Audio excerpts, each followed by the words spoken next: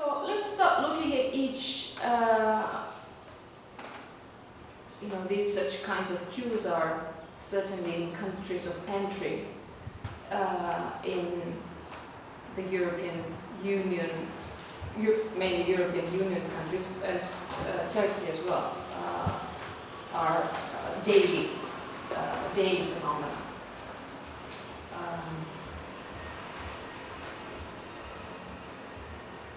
We've already talked about the principle of non-refoulement. What is this principle? To not push back someone that is in a risky country. Mm-hmm.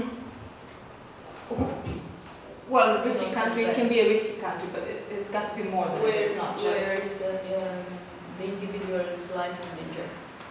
Mm-hmm. So the court has, there must be evidence, credible evidence that it's not just the country's dangerous generally, otherwise lots of individuals' life is in danger. Yes, specifically the court, on the basis of evidence, so on the basis of the person's background, his or her political activities, that there is credible evidence that he or she is likely to be either killed or be treated in an inhuman manner or be tortured. And as we said, Article 3 is absolute.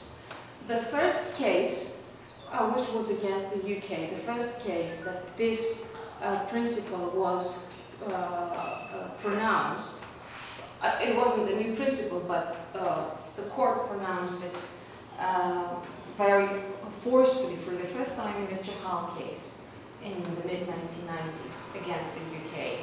And it set, that's the standard that it still follows today, and the standard which countries like the UK, but also Italy, Portugal, and other countries are trying to reverse. That's the Chahal case. Now, what is considered as inhuman treatment? It's straightforward. Obviously, inhuman treatment would be the likelihood that the person is subjected to torture. Like, for instance, in the case that is currently on the news a lot and that has received a lot of publicity, especially in the UK, the Abu Qatada case. Do you know about it? Can you tell us about it just in 2 sentences? Basically that he was detained in the UK and then he was released. And it was a big, because the European Court of Human Rights said that he had to be released.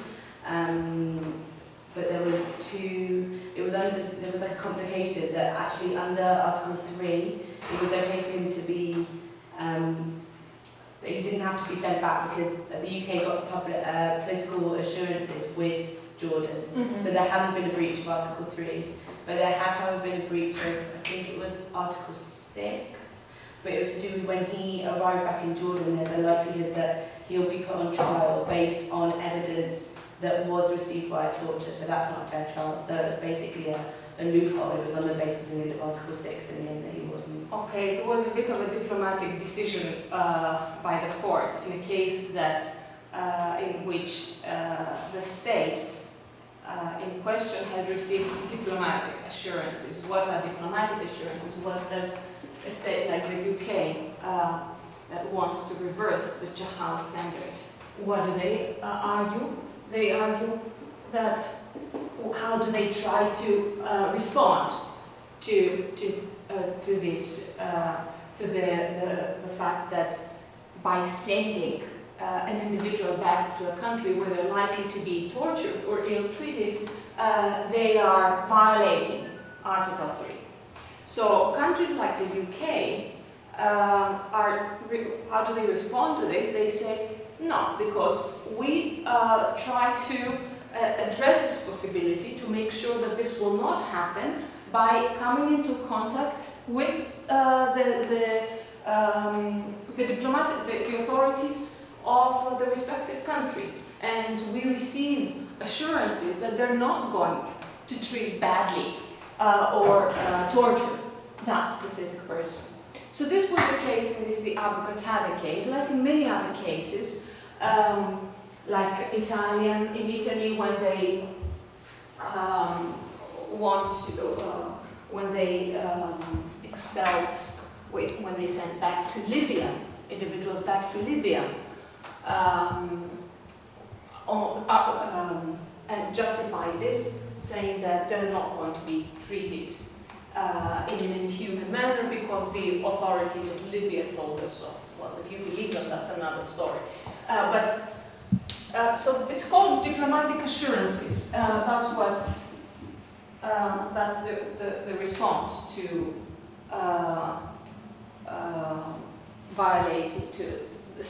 that's the response of many states.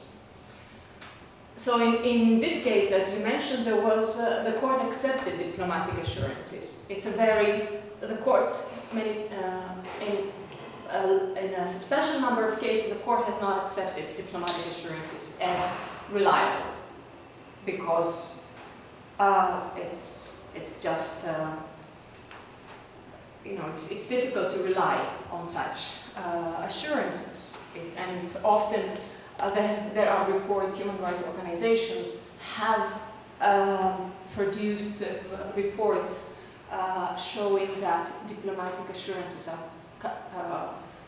the state authorities, the authorities of third states, do not keep their promise of not to mistreat individuals who are sent back to the countries. But in this case, as you said, this was a loophole that, okay, no violation of Article 3 because we have the diplomatic assurances, but then if this person goes back to Jordan, they will be put on trial with evidence that was on the basis of evidence that was collected when he was tortured, or that was on the basis of that torture of someone else. I mean, that's how I understand it. Okay, on the basis of torturing someone else. So, questionable kind of evidence, of course. So that would be violation of Article 6.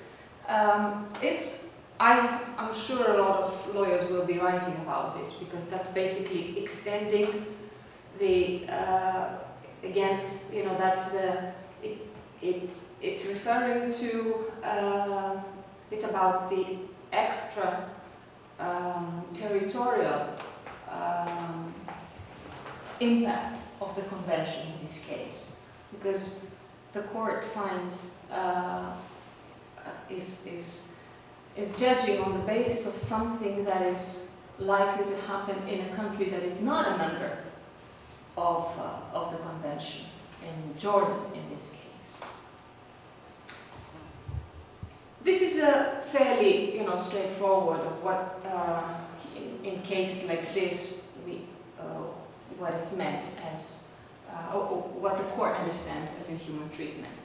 But there's a lot of other cases where this is discussed, and it's debatable whether a kind of treatment is inhuman.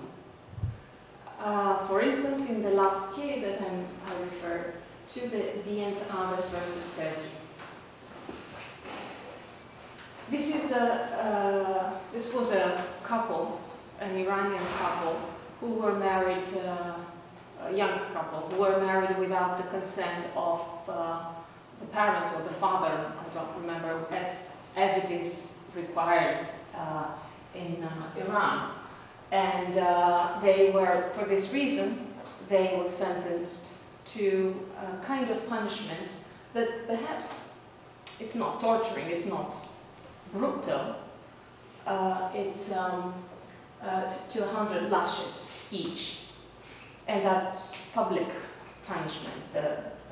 it's in public that this corporal punishment is administered. So what had happened in this case was that the husband was given the punishment, he was given the lashes, but because the wife was pregnant, it was postponed. So in the meantime, they fled to Turkey, where they were, they were caught and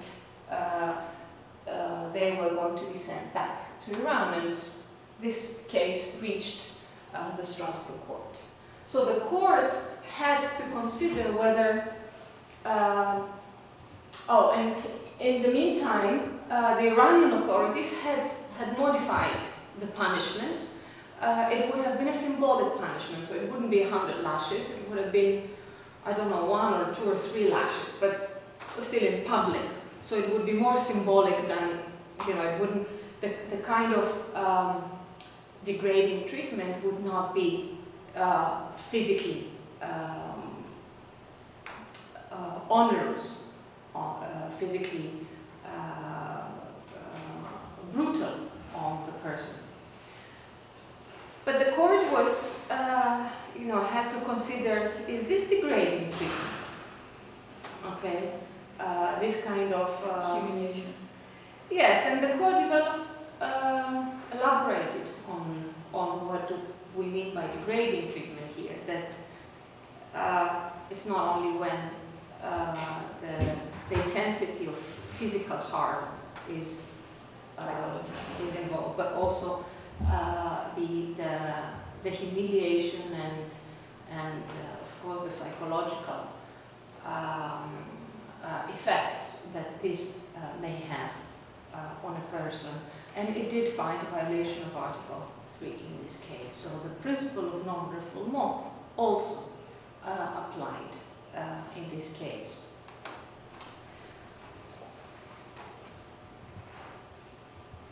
So basically this is like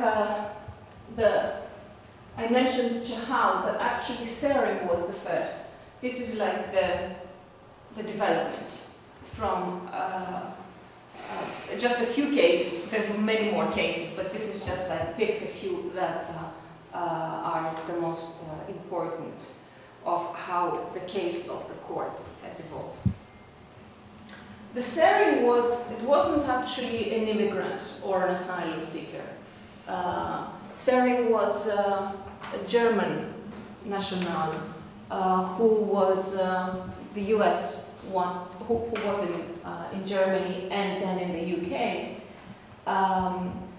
And he was to be extradited to the United States, where he was charged with capital punishment. So the question was, did the UK violate Article 3 by sending this person to the United States? Not, a non-democratic country, but in the United States, where, however, he was likely to be put on a death row. He already had been charged with the capital punishment. So that was actually the first, even though it didn't involve immigrants and asylum seekers. It stated the principle, Sering. And then we have in 1991, that Vilvaraya, where no breach of Article 3 was found. So here, basically, it wasn't enough for the applicant to say, oh, we will be mistreated if we go back in Sri Lanka because it's dangerous. That's not enough. There had to be more evidence of why the particular individuals would be in danger. Yes? What was the outcome of the Sering case, the first case? Oh, he did find a violation of Article 3, yes. So he wasn't sent to the US? He wasn't sent to the US. It's a long and very important judgment. because the court went into detail, to consider whether being on death row, let alone, because the US had argued that, okay, he may be on capital punishment, or he may be charged, he may have been sentenced to death, but this will not be executed for a while, and then sometimes they are given, what's the word it's called? Not amnesty, but what's the word? A pardon?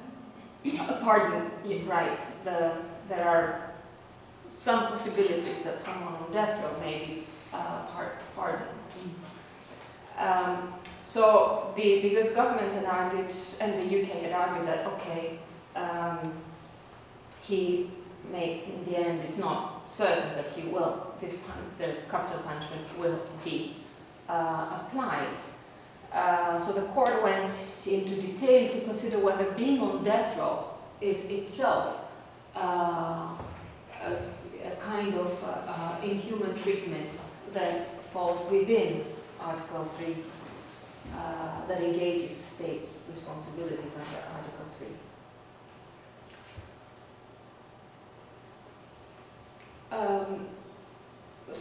Okay.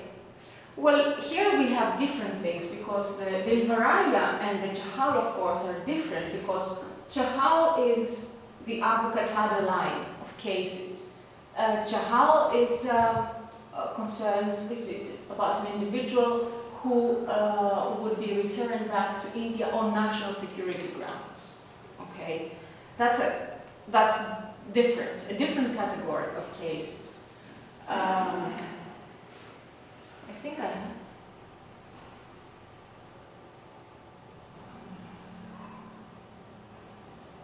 Yeah, that's more in this category of cases where there is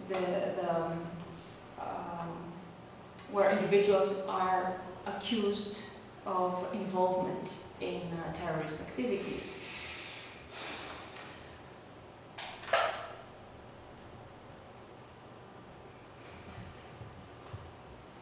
Let's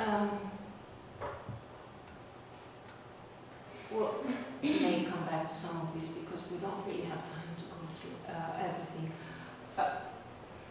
I will not talk about it all, but maybe this third, this last case, the Mumbilanzila, Makea, and Mitunga versus Belgium in 2006, which was a very important case concerning detention conditions of a person, which in this case happened to be a minor, a 5-year-old child or 6, I don't remember, but 6 or 7, something like this, a small child, a girl who had been detained.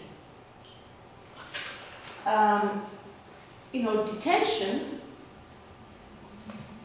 upon entry in a European country, in a country of the Council of Europe, of course, an individual can be detained. Detention, and they are detained. Detention is not unlawful in and of itself. But it has to be justified, and there are certain standards here. So detention is lawful in order to prevent unauthorized entry in a country. But then the court has dealt with the question, is it lawful once they are admitted to the country? So a person comes in, they say they are asylum, they want to apply for asylum, they apply for asylum and they are let into the country where they stay. They can stay until their asylum application goes through and decision is made on their asylum application. So the question is, once they are admitted in the country, they have put in their application for asylum, is it lawful for someone to be detained?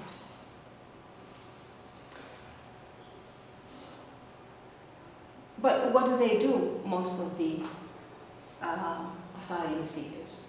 They come in a country, let's say Greece, which is the point of entry for maybe 1/3 of all asylum seekers in Europe right now. They apply for asylum, and what do they do afterwards? What are the options here?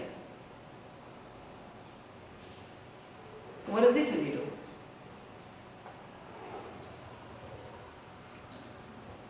Do you mean the options for the state or the For options the state. for the person entering? Yeah, the options. What do they do? Different. They do a variety of things. Now, state authorities until an application, because an application for asylum takes a while. There is an issue there with the length, how long it takes as well, but it certainly doesn't take a few days. It takes more than a few days, especially if it is a proper, if you need a proper decision by a judicial body, which is the most appropriate, the fairer, to have a fair hearing. If it is a judicial decision, it takes certainly more than a few days and possibly more than a few weeks to do. So what in the meantime? What happens in the meantime for asylum seekers?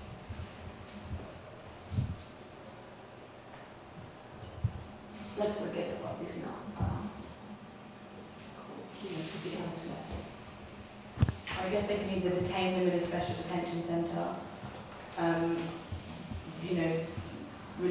leave them on the streets for monitoring, or send them back to their home country. No, they can't send them back because they're asylum. They have applied for asylum, so they cannot be sent back. That's the point of asking for asylum. But they can't be detained because they've got no reason to be detained in that country. Okay, sometimes they are put in detention centers, but according to the Strasbourg court, on the basis of Article 5, the right to liberty and security of the person, that's questionable. Why do you detain someone? Someone can be detained even for months until their asylum application is processed. It's justifiable to detain them if there is a possibility that they abscond. Okay, that's the only reason. Otherwise, why detain them? So usually, what happens, like in Greece and other countries that are points of entry for asylum seekers, is that they're just left and to go wherever they want. This is a typical case. The MSS, this person who entered Greece from Afghanistan, entered Greece, and then went to Belgium, managed to go to Belgium, where he applied for asylum.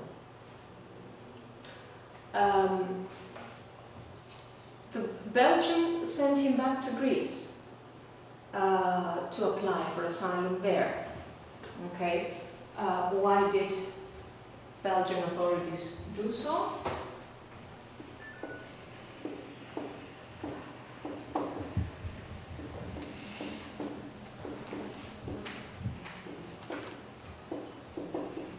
This is the infamous Dublin II regulation.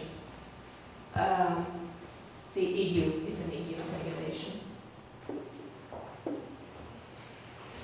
according to which an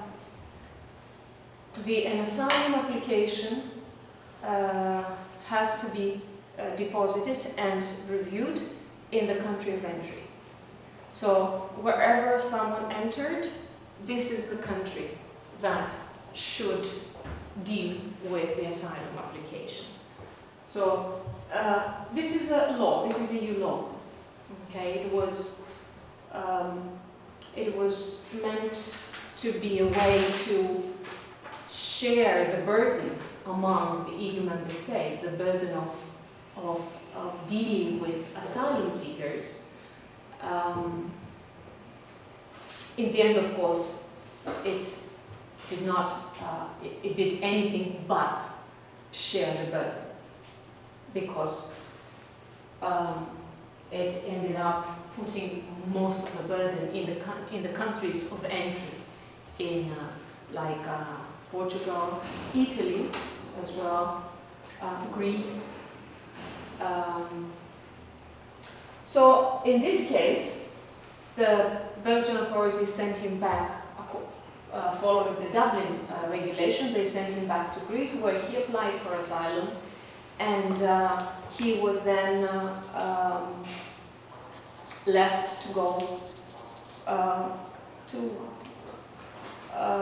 he was left free in the country. So what happened then? This is very typical for many asylum seekers. This is the situation that they're faced with. As he did not have any means of living, he went to, he went to Athens and wandered around without any shelter, without food, for several months. There are more details in the story, which I am not necessarily ready to go into. He wanted basically destitute for several months, without shelter and without food in the country. This case reached Strasbourg. Of course, you can guess that it wasn't this individual who took his case to Strasbourg. It was actually the litigation in Strasbourg in this case was the result of organizations who, on his behalf, who helped him take this case to the Strasbourg court. And the court found violation of Article 3 and 13 as well. Why violation of Article 3? Which country violated their prohibition of inhuman and degrading treatment? Which country? Which of the two countries?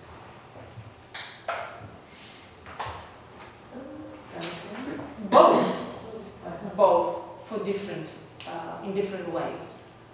Belgium violated Article 3 because they sent him back to Greece. Actually, let's start with Greece violated. Let's see why Greece violated Article 3 here.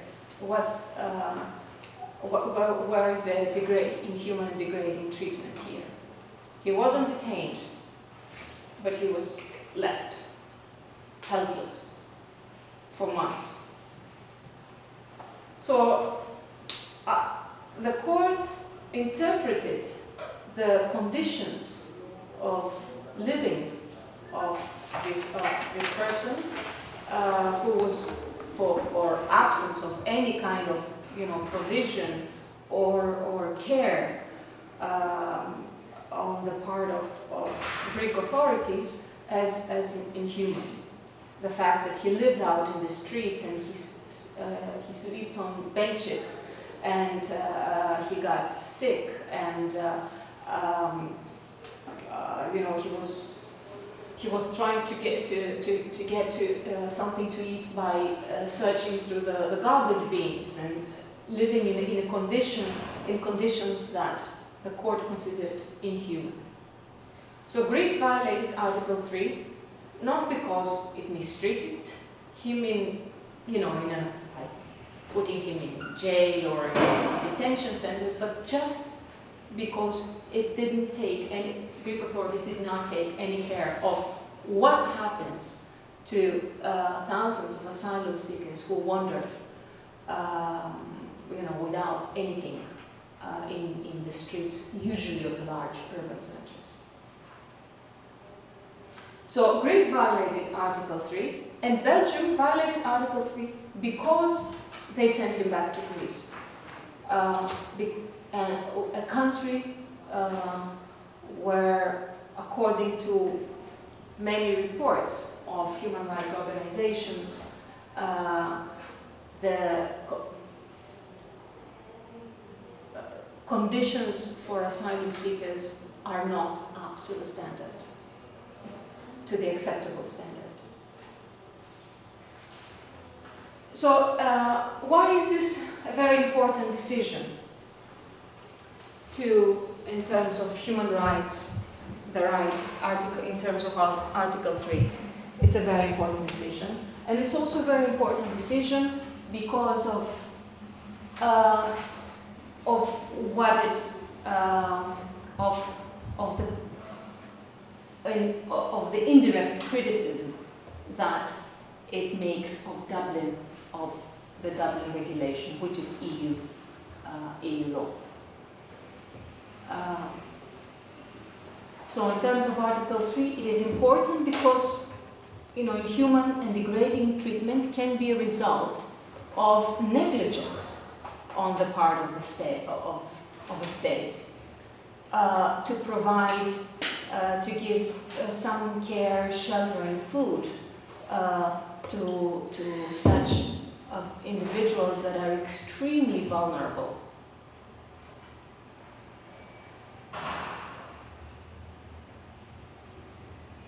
And then the challenge to the Dublin regulation, the court doesn't say that Dublin is wrong, but it does say that in a way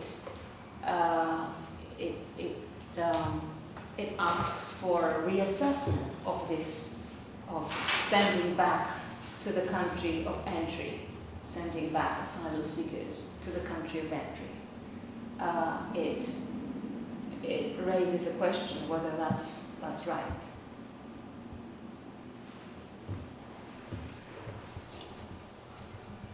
Any questions so far?